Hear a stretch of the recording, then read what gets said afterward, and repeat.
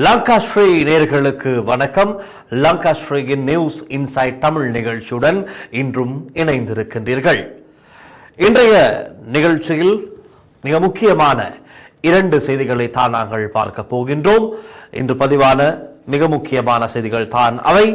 ஒன்று, முன்னாள் ஜனாதிபதி மஹிந்த ராஜபக்சவினுடைய பாரியார் ஷிரந்தி ராஜபக்ஷ செய்த ஒரு ஊழல் மோசடி சம்பந்தமாக என்று சொல்லப்படுகின்ற இவரும் இந்த ஊழல் மோசடியில் இவருக்கும் தொடர்பு இருக்கின்றது என்று சொல்லப்படுகின்ற மாதிரியான ஒரு குற்றச்சாட்டு லஞ்ச ஊழல் ஆணைக்குழுவில் முன்வைக்கப்பட்டிருக்கிறது.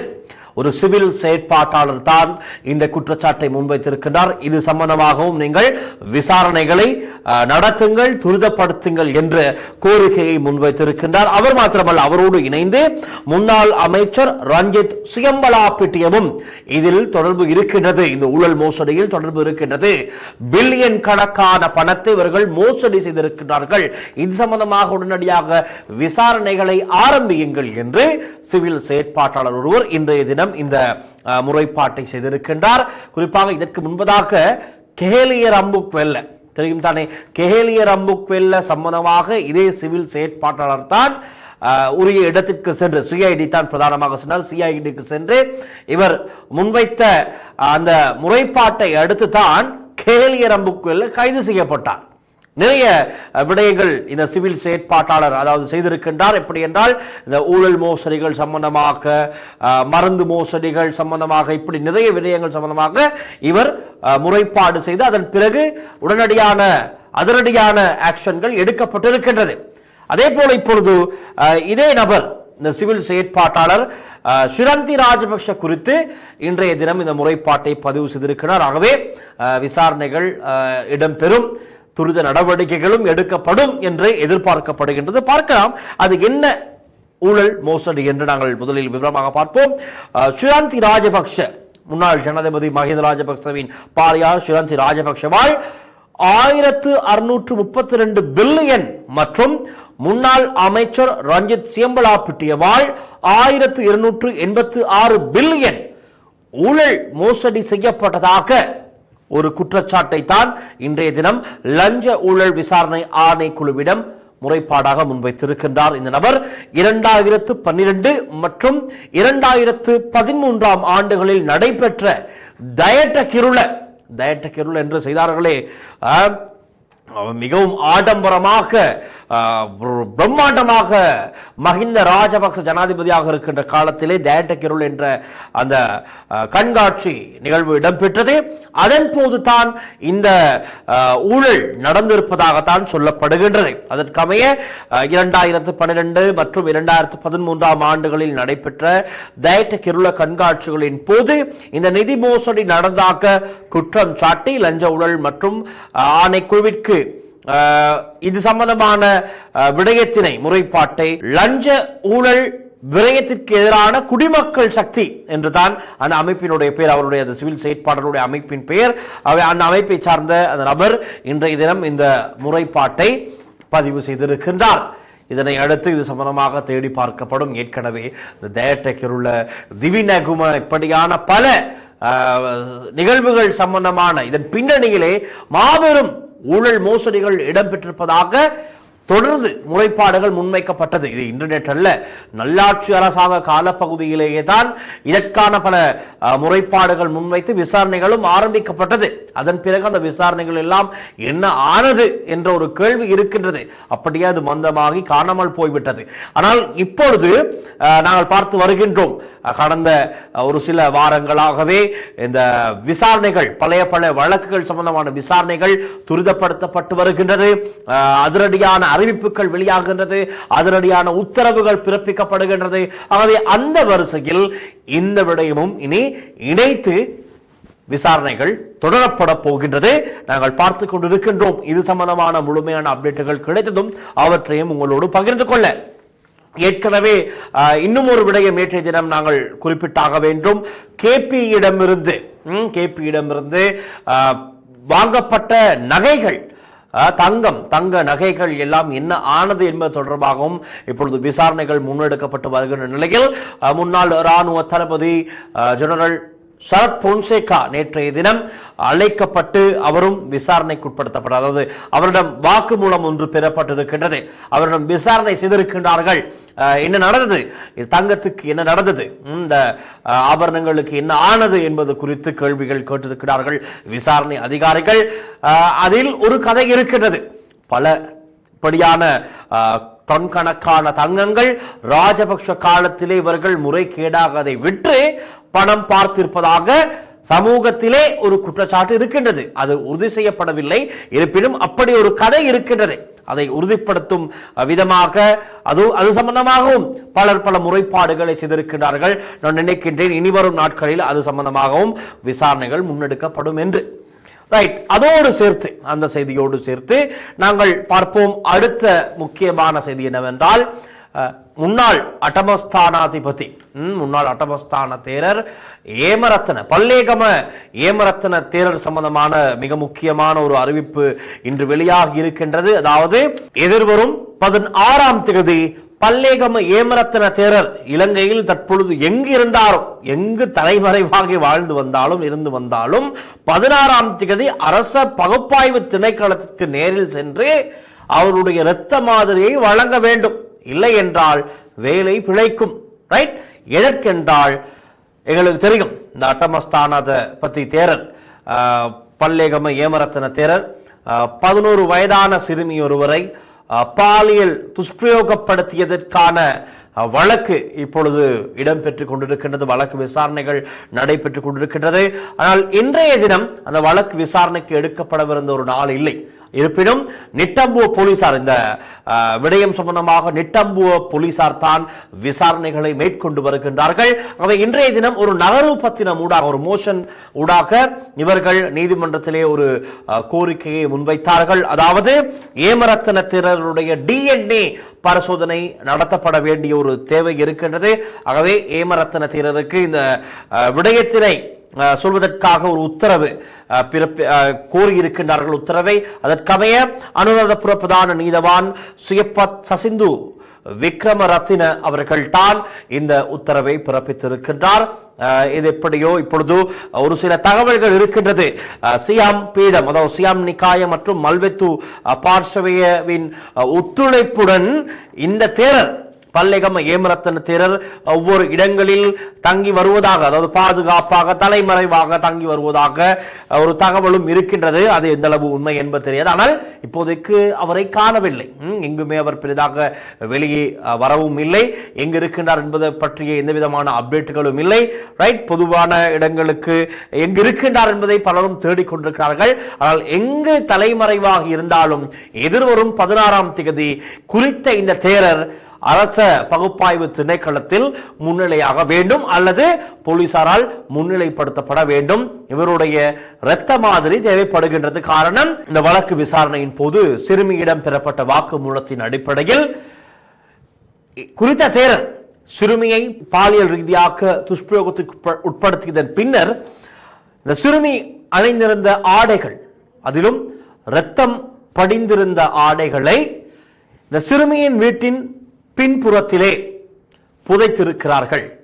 ஆகவே சிறுமி கொடுத்த வாக்குமூலத்திற்கு அமைய இந்த சிறுமியின் வீட்டிற்கு பின்பகுதியில் இருந்த புதைக்கப்பட்டிருந்த அந்த ஆடை உட்பட பல தடய பொருட்களை போலீசார் கைப்பற்றி 2026 மே மாதம் 4ஆம் தேதி நீதிமன்றத்திலே முன்னிலைப்படுத்தி சமர்ப்பித்திருக்கிறார்கள், காண்பித்திருக்கிறார்கள்.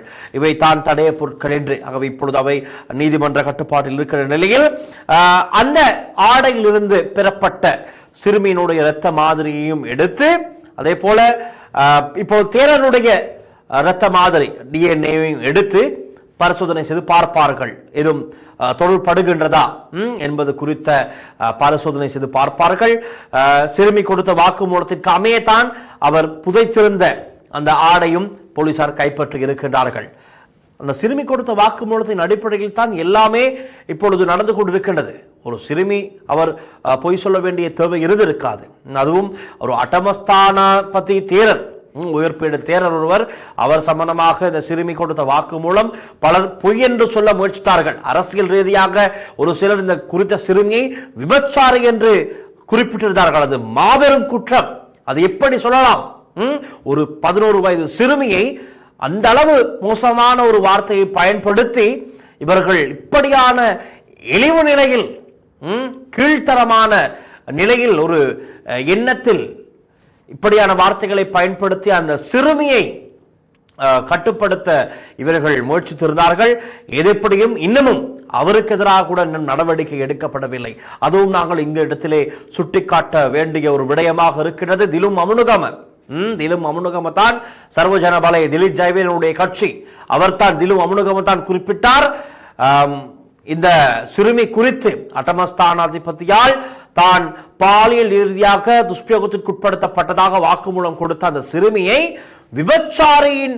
விபச்சாரியினுடைய கதையை கேட்டுக்கொண்டு தேரர் மீது நாங்கள் குற்றம் சுமத்த முடியாது என்று அந்த வாயாட்டான், அந்த திலும் அமுனுகமுடைய வாயாட்டான் குறிப்பிட்டார். ஆனால் ஒரு சிறுமியை விபச்சாரி என்று சாடிய அந்த திலும் அமுனுகமவை இலங்கை போலீசார் இன்னமும் சட்ட நடவடிக்கைக்கு உட்படுத்தப்படவில்லை, சட்டத்தின் முன் நிறுத்தவில்லை. அதை நாங்கள் கேள்வியாக கேட்கின்றோம். அது நடத்தப்பட வேண்டிய ஒரு விடயம். உடனடியாக அவரை கைது செய்திருக்க வேண்டும் எப்போதோ, ஆனால் இன்னமும் அவர் கைது செய்யப்படவில்லை. அது ஒரு பக்கம் இருக்கின்றது.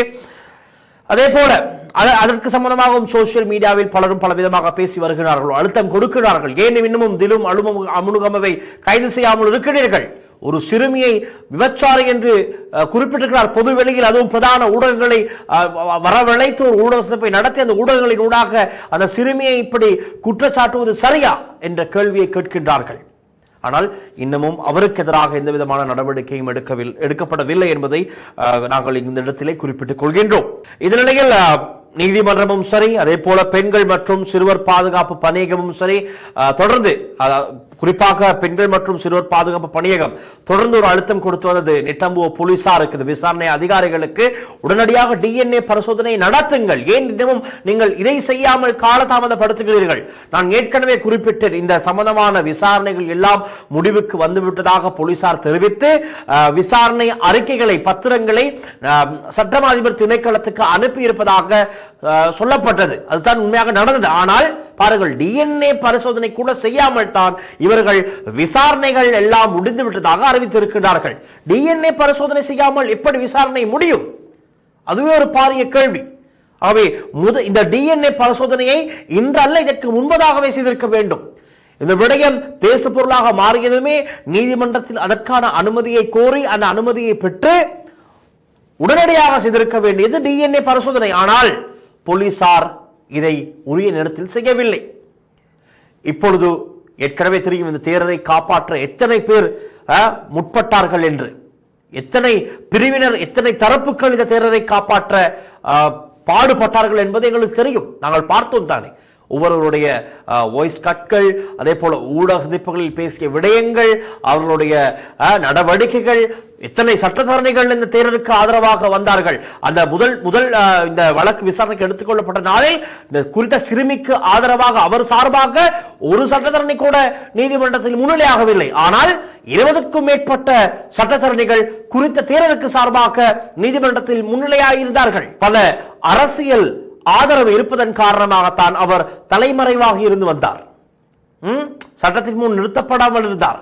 ஆனால் எதிர்ப்படியோ சமூகத்தில் கொடுக்கப்பட்ட அழுத்தம் தான் போலீசார் உடனடியாக இந்த விசாரணைகளை நடத்தி நீதிமன்றத்தில் முன்னிலைப்படுத்தப்பட்டு நீதிமன்றத்தின் உத்தரவிலே பிணை வழங்கப்பட்டு இப்பொழுது வெளியே இருக்கின்றன. ஆனால் விசாரணைகள் தொடர்கிறது, நீதிமன்றத்திலும் முறையாக விசாரணைகள் இழப்பிருக்கின்றது. ஆகவே தான் இன்றைய தினம் பாருங்கள் அமைதியாகிறது. இந்த வழக்கு விசாரணை சம்பந்தமாக எந்த விதமான பேச்சுக்களும் பெரிதாக இருக்கவில்லை.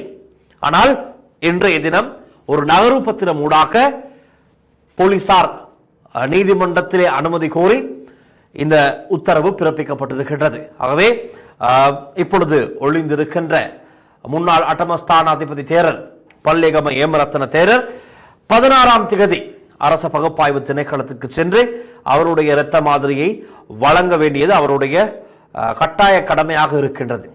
காலம் தாமதித்தால் சட்டம் தன் கடமையை செய்யும், நீதிமன்றம் அடுத்த உத்தரவையும் பிறப்பிக்கும், கைதுகள் இடம்பெறலாம். ஆனால் அவருக்கு அதற்கு முன்பதாக அவர் தவறில்லை என்றால் தைரியமாக சென்று அவருடைய டிஎன்ஏ இரத்த மாதிரியை வழங்குவதில் எந்த விதமான காலதாமதம் செய்ய வேண்டிய அவசியம் இல்லை.